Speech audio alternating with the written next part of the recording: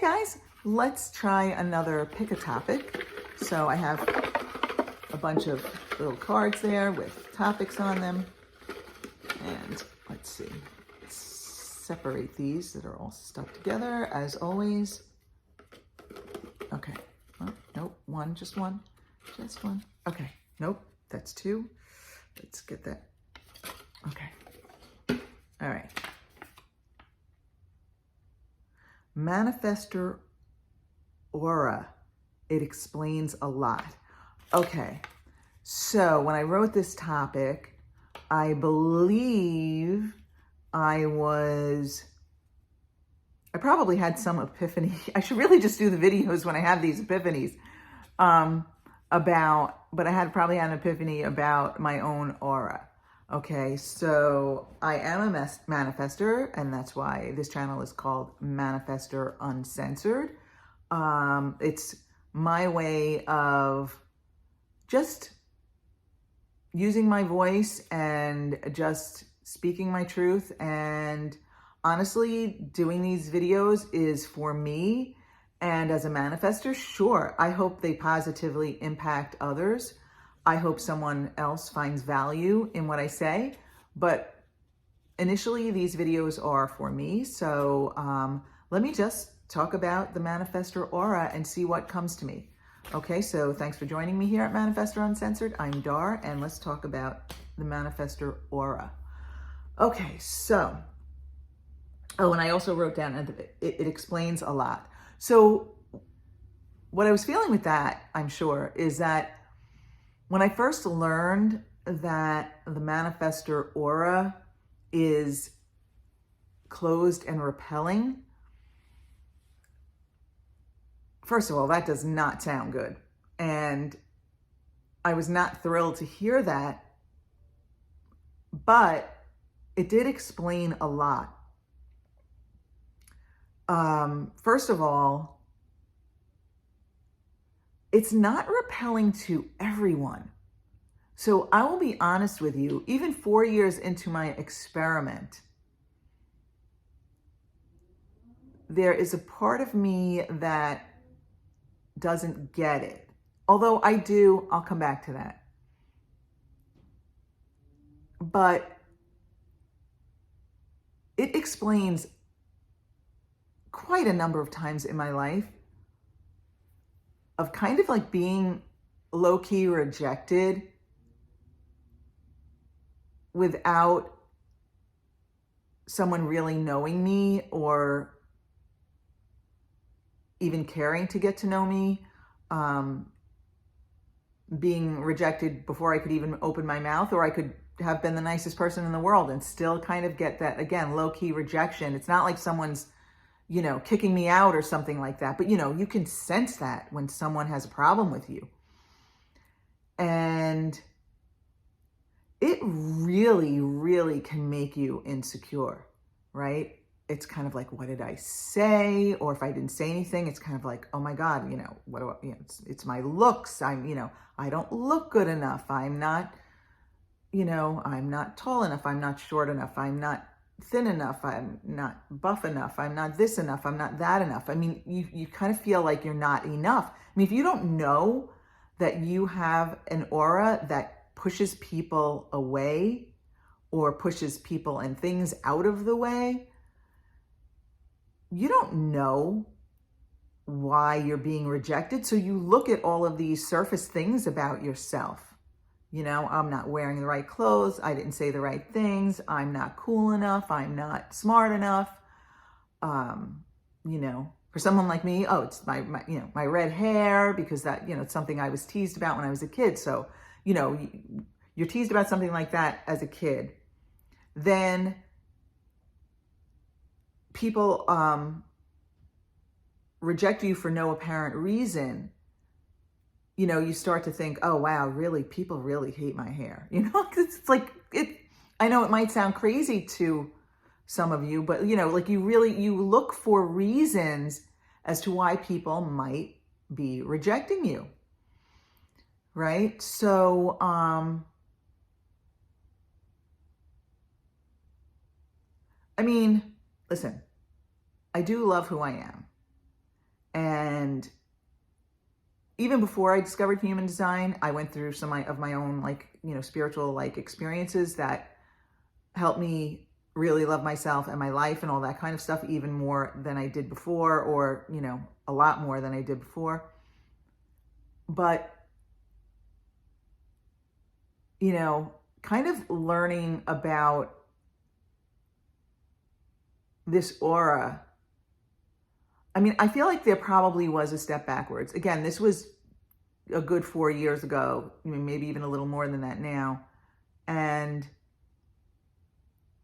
it was kind of a step backwards, because it was like, kind of like, wow, I can't change that. That is who I am. That's how I approach people. And, I kind of am like an eternal optimist. Like, I always think that, oh, well, next time will be better, next time will be better, next time will be better. So it was almost like, now that I found out that I have this repelling aura, it's kind of like, well, I can't say that about my aura. It's always going to be pushing people away. And I think it also gives people the impression that I don't need them, because, okay, manifestors don't need other people to initiate things. They don't need other people to get things started. But we do need other people in lots of ways. And being a manifestor is only one part of my design. I mean, there's a lot more to me, and every other manifestor, right? So, for example, I have a split. So I do need people to close that split. And again, that's just one way in which I need people. Manifestors are here to impact people and to see our impact on people. And so if we don't have others to impact, okay, we're not living out part of our purpose, right? We're here to initiate and impact. Basically impact people with our initiations. Sometimes I impact people with my 6447 channel, because I get that like aha moment, or people ask me things and I, what do you know about this? Or what do you think about that? And sometimes I have an answer and I, don't even know where it came from, kind of thing. So, so yeah, manifestors do need people. Like, it's kind of like a lot of stuff in human design, just like in every other walk of life, right? You get these little sound bites. Well, manifestors don't need anyone. Okay, well, that's not completely accurate. And there are lots of little things like that. Like, again, not just in human design, where it's not the full picture. But I think our aura makes people feel like we don't need them. So sometimes I think it prevents people from being close with us, from being friendly or friends with us, or thinking we could be a really good friend because, well, that person doesn't need me. But no, I mean, I've heard lots of manifestors say to me even that they need other people. But our aura seems to indicate otherwise. But it is interesting though, because like I said earlier, not everyone is repelled by my aura. I'll speak for myself in this case. Not everyone is repelled by my aura.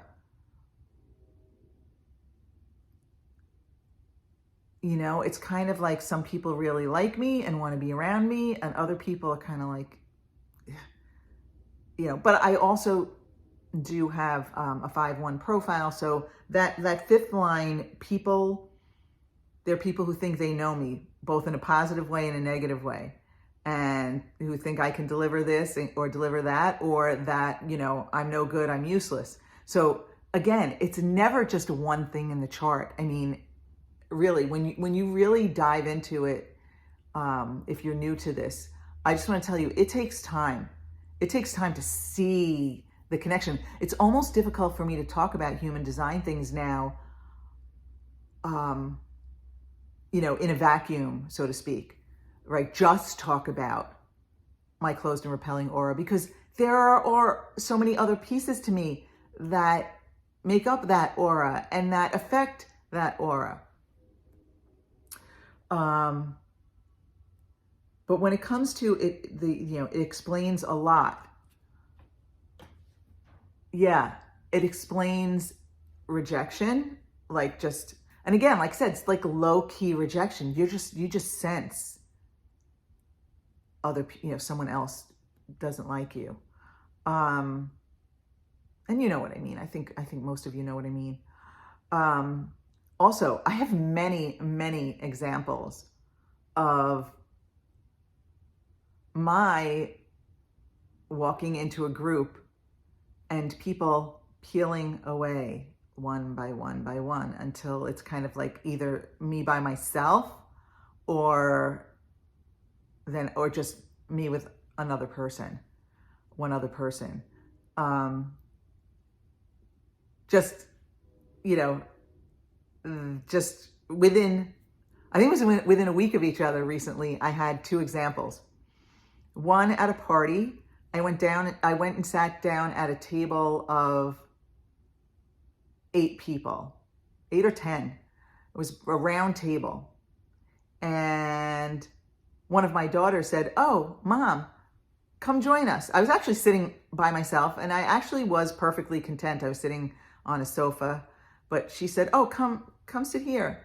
So I sat down at the table, and within minutes, I noticed people just one by one leaving, and in no way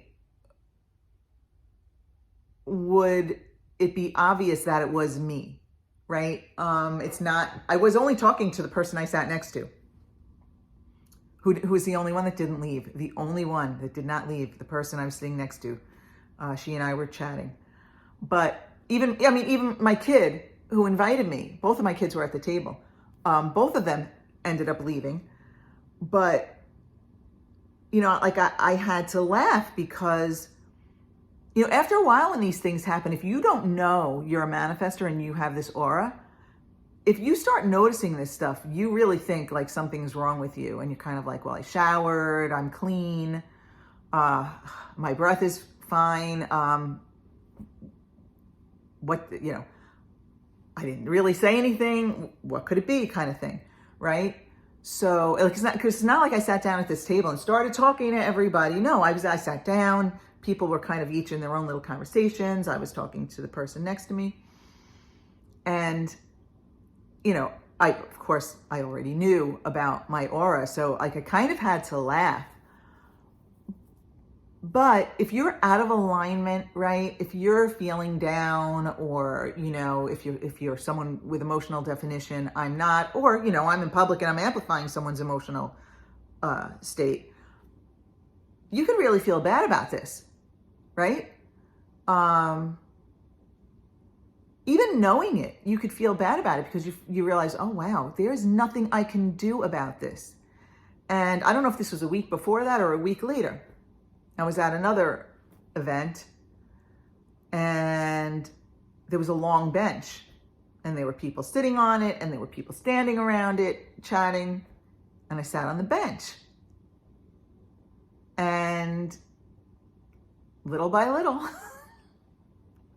people peeled away from standing around the bench and from sitting on the bench. And I think I was left with my mom right next to me and one other person down the other end of the bench. And that was it. Again, it wasn't because of anything I did or said, because I really didn't do much or say much, it was kind of just joining the group, sitting down, and that was it.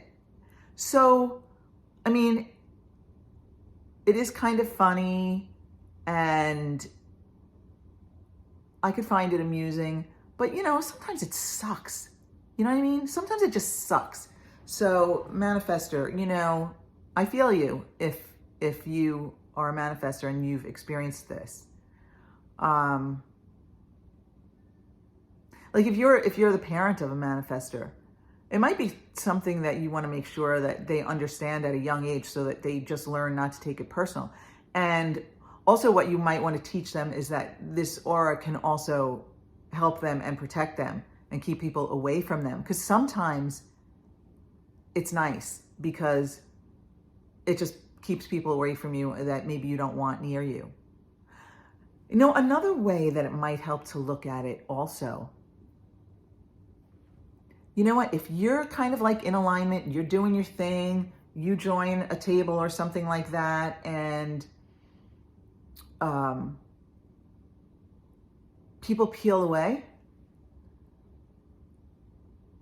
it's kind of like, try to think of it as it's really for your own good. It's kind of like the universe is looking out for you. Those people maybe don't match your frequency, and those people probably wouldn't be enjoyable to interact with anyway, right? So you really could look at it as your protection, right? Your aura is looking out for you. It's keeping you from interacting with people with whom you don't mesh, or at least in that moment, right? Maybe one of those people one or more of those people is in an emotional low. And so if they stayed around, you would just start amplifying that, something to that effect. If that person is just like out of alignment and unpleasant or what have you, think of it as the aura protecting you. So that might like soften how it sometimes feels. So this is where I think we have a say in how others experience our aura, in the sense that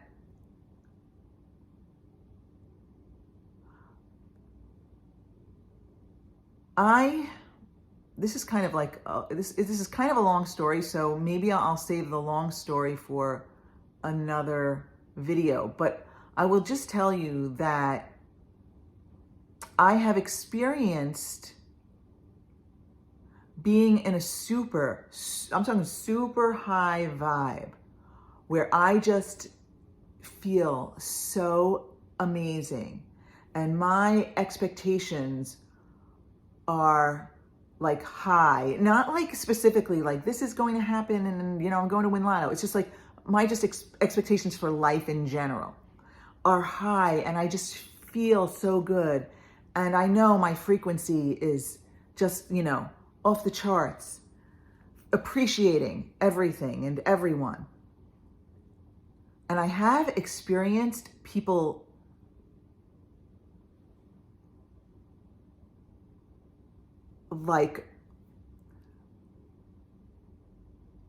I've experienced the repelling of people in a positive way. It's almost like the Red Sea parting for me. I feel like a red carpet is being rolled out for me. Let me make way for you. Now, I will not say that this is like an everyday experience, right? So it's not like, oh, you lucky manifestor, everyone just rolls out the red carpet for you and gets out of the way. No. Not by any means. But, I had this one particular experience where I was just so high on life. It was just like amazing. And I kind of went through a period of time like this, and people would just move out of my way, like, please let me make room for you. What can I do for you? How can I help you? So there was like a level of, like almost respect or something. But again, that's not how I think we manifestors experience our aura on a daily basis. Unless you're a manifestor walking around out there, like always feeling in a high vibe and stuff like that, it's really difficult to maintain that, right?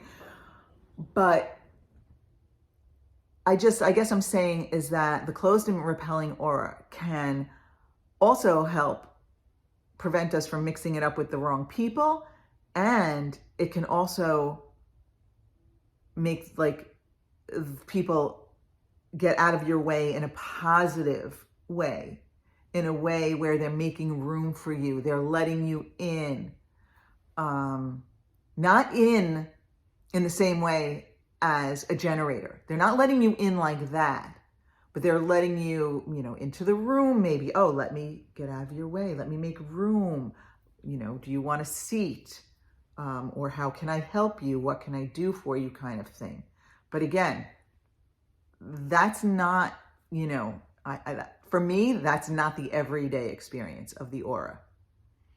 I mean, sometimes I test it and, maybe I'll walk up close to somebody in like a line in like a supermarket or something like that.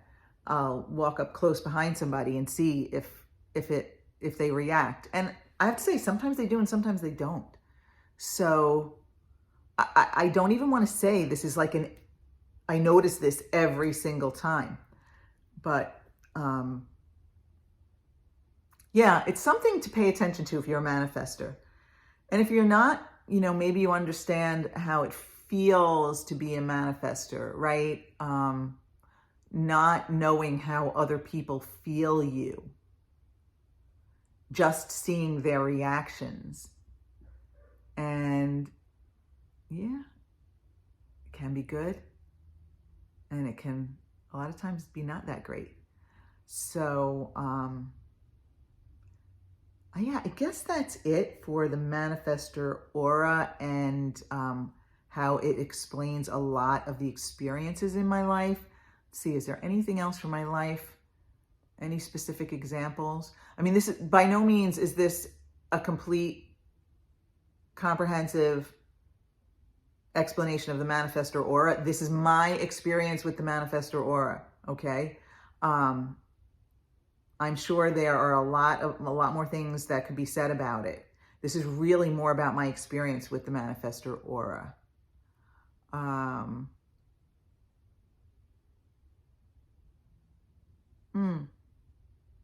See, I'm trying to think about, should I talk about manifestors I know? Or no, I think I'll stop there.